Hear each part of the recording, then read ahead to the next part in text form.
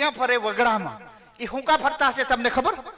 એમના મામો કાકો ખોવાઈ ગયો, એમની પત્ની ખોવાઈ ગઈ નહીં. પેલા પૈસા એવા કંજૂસ પૈસાના ઘણા ભરીને દાટી ગયેલા, એના રખવાળે કરવા પડે.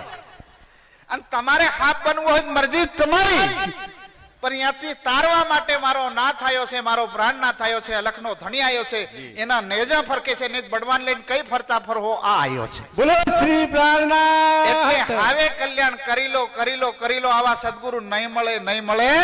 સંતના સંતપણા રે કઈ મફતમાં મળતા નથી, એના મોલ ચૂકવવા પડે.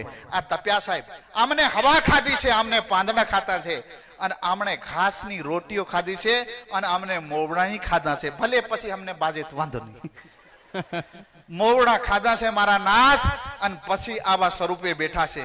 આમને તો હીરાના હારે જડવા બેઠેલા, આમને હોનાથી તોલવા વાળા બેઠા છે.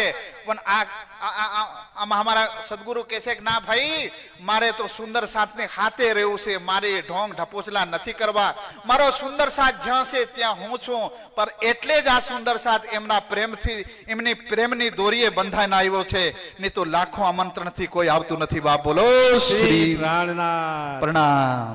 સરસ સરસ સર, ખૂબ અભિનંદન. હવે આપણી વચ્ચે જ્ઞાનપીઠ આપણા વિસ્તારના ધર્મ પ્રસારક શ્રી યોગેશજી महाराज दो शब्द बोलेंगे, दो शब्द आशीर्वचन रूपे.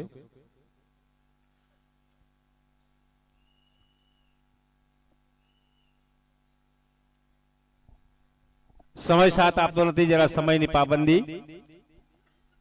प्राणनाथ प्यारे की जय.